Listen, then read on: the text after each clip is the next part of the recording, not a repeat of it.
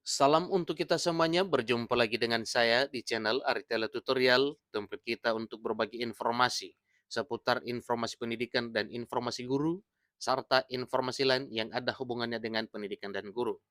Pada kesempatan ini, saya menyapa Bapak Ibu honorer senair yang selalu setia melaksanakan tugas tanpa mengenal lelah. Saya yakin bahwa Bapak Ibu selalu dalam keadaan sehat walafiat. Pada pertemuan kali ini, ada satu informasi penting yang perlu saya sharekan kepada seluruh Bapak Ibu honorer setanah air terkait dengan bagaimana nasib honorer non-ASN di tahun 2023 tahun ini.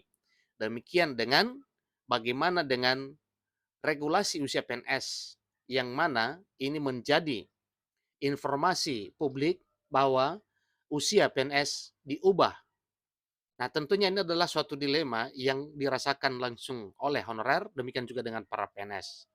Nah, tentunya ini adalah hal yang perlu diketahui oleh Bapak Ibu honorer. Ini khusus untuk Bapak Ibu honorer, bagaimana tentang perhatian pemerintah terhadap Bapak Ibu honorer.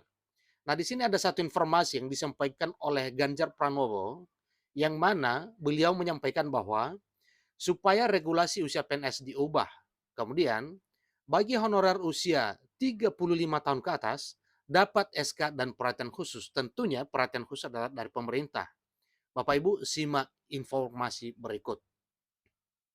Ganjar Pranowo minta regulasi usia PNS diubah, kemudian honorer 35 tahun ke atas mendapat SK dan perhatian khusus. Tentunya ini adalah yang terbaik bagi Bapak Ibu honorer dan Bapak Ibu PNS. Menjadi seorang honorer dengan usia di atas 35 tahun di Indonesia bisa menjadi sebuah masalah. Karena berdasarkan regulasi yang diterapkan oleh Menpan RB, mereka tidak dapat menjadi pegawai negeri sipil. Kenapa? Karena telah dibatasi oleh regulasi yang mengatur tentang usia yang akan dipersyaratkan untuk menjadi seorang pegawai negeri sipil. Jadi dari sisi usia ini terganjal. Kenapa? Karena memang batas usia yang diterima untuk calon pegawai negeri sipil seleksi umum hanya usia di bawah 35 tahun. Artinya maksimal usia 35 tahun. Nah, tentu setelahnya berarti tidak bisa lagi melamar untuk menjadi pegawai negeri sipil.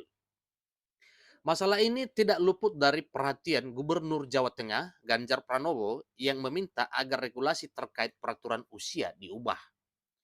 Ganjar Pranowo dikenal dengan kepeduliannya terhadap nasib pegawai honorer non-ASN, khususnya para guru honorer.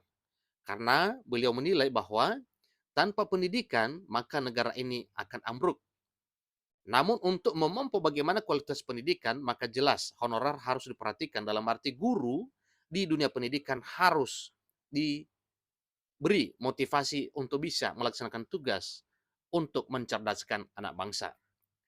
Jadi sejak tahun 2019, Ganjar Pranowo telah meminta kepada Menteri Penanggulangan Aparatur Negara dan Reformasi Birokrasi untuk mempertimbangkan ulang penghapusan tenaga honorer pada November 2023 mendatang ini. Kenapa? Karena apabila diterapkan penghapusan honorer, maka jelas akan berdampak negatif kepada berbagai pihak, kepada honorer, pemerintah, demikian dengan masyarakat luas. Jadi ini adalah suatu hal yang diwanti-wanti oleh Ganjar Pranowo supaya jangan terjadi hal yang demikian. Jika benar-benar dihapus, hal ini akan berdampak pada peran guru honorer yang mengajar di Provinsi Jawa Tengah. Bidang pendidikan di provinsi ini akan sangat terdampak karena kebutuhan akan tenaga honorer, terutama guru, masih sangat tinggi. Ganjar Pranowo menyadari bahwa kebutuhan tenaga honorer di bidang pendidikan benar-benar sangat penting. Banyak honorer yang masih muda dengan kemampuan penyampaian yang baik aktif di sekolah-sekolah. Tentunya ini adalah demi perjuangan anak bangsa yang cerdas sebagaimana harapan bangsa dan negara ini. Apalagi kebijakan pemerintah yang membatasi batas usia pendaftaran calon pegawai negeri sipil atau CPNS maksimal hanya 35 tahun pada saat mendaftar. Tentu hal ini membuat para honorer yang sudah berusia di atas 35 tahun menjadi terpinggirkan pada hal berkualitas menurut Ganjar Pranowo. Ganjar Pranowo meminta agar para guru honorer yang tidak bisa menjadi PNS karena terkena beberapa persyaratan dapat fokus di pegawai pemerintah dengan penunjang kerja atau P3K. Dengan diangkat menjadi ASN P3K, maka statusnya jelas. Artinya status kepegawaian jelas, pendapatannya jelas, dan tugasnya juga jelas. Hal ini juga sebagai bentuk kepedulian terhadap honorer agar dapat menikmati gaji yang layak sebagaimana seorang ASN. Ganjar berharap agar para guru honorer ini dapat mendapat status sebagai pegawai, sehingga kehidupan ekonomi mereka juga bisa menjadi lebih baik.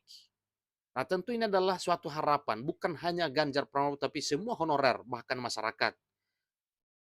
Namun, hal ini tentunya kembali kepada pemutusan atau keputusan pemerintah melalui Menpan RB. Ganjar juga berpendapat bahwa kinerja antara pegawai negeri sipil dan honorer seharusnya setara dan memperoleh gaji yang sama. Jangankan sama, setidaknya setara. Inilah yang dikehendaki oleh para honorer, demikian dengan pihak lain, termasuk DPR RI di berbagai komisi dan masyarakat.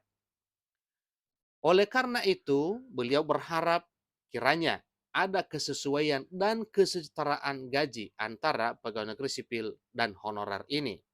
Mengingat satu hal, yaitu pengabdian dan pekerjaan volumenya sama. Bahkan oleh Presiden dan Menpan RB menyampaikan bahwa banyak hal-hal yang tidak mampu dikerjakan oleh para ASN, baik PNS maupun P3K, tapi mampu dikerjakan dan mampu dilakukan oleh para honorer ini. Itu adalah satu hal keistimewaan yang perlu dinilai pada diri honorer selama ini, selama mengabdi di instansi pemerintah dalam hal melakukan pelayanan publik. Jika guru honorer bisa mendapatkan status sebagai pegawai, maka hidup mereka bisa lebih sejahtera. Meski tidak bisa menjadi PNS, minimal mereka harus diberikan tunjangan untuk memenuhi kehidupannya. Ganjar Pranowo meminta Kemdikbud dan Kemenpan RB untuk mendiskusikan masalah honorer dan mencari solusi terbaik. Ia berharap agar pemerintah pusat bisa peduli dan merasakan seberapa menderitanya nasib honorer ini. Ganjar meminta agar regulasi diubah dan honorer yang berusia di atas 35 tahun diberikan surat keputusan atau SK sehingga negara dapat memberikan intervensi sehingga mereka dapat merasakan keadilan dalam pekerjaannya sehari-hari. Menurut Ganjar Pranowo, status para guru honorer seharusnya harus juga diakui dan diberi perlindungan oleh negara di berbagai bentuk perhatian kepada Bapak Ibu honorer ini. Oleh karena itu, ia meminta kepada Kemdikbud dan Kemenpan RB untuk mengubah regulasi terkait usia PNS yang saat ini masih menghambat para honorer yang sudah berusia di atas 35 tahun untuk menjadi pegawai negeri sipil. Ganjar juga menyarankan agar SK diberikan surat SK atau surat keputusan sebagai pengakuan resmi dari negara sehingga mereka dapat mendapatkan tunjangan yang layak dan memadai. Selain itu, beliau juga mengusulkan agar negara memberikan tunjangan dari sertifikasi bagi honorer yang sudah memiliki kualifikasi pendidikan yang memadai. Ganjar berharap bahwa dengan adanya perubahan regulasi dan pengakuan resmi terhadap honorer, maka kehidupan ekonomi mereka bisa menjadi lebih baik dan sejahtera. Dalam hal ini juga, beliau menekankan bahwa hal ini sangat penting mengingat masih banyaknya kebutuhan tenaga honorer di bidang pendidikan, terutama di Jawa Tengah dan daerah lainnya. Dalam pandangan Ganjar, kinerja antara PNS dan honorer seharusnya dianggap sama, sehingga ada kesesuaian dan kesetaraan gaji. Beliau berharap bahwa pemerintah pusat bisa lebih peduli dan ikut merasakan seberapa menderitanya nasib honorer, terutama di masa pandemi yang menimbulkan banyak dampak sosial dan ekonomi. Ganjar Pranowo menegaskan bahwa setidaknya para honorer harus diberikan tunjangan untuk memenuhi kebutuhan mereka. Jadi hal ini beliau berharap agar para honorer yang telah memberikan kontribusi besar di bidang pendidikan dapat diakui dan mendapat perlindungan dari negara.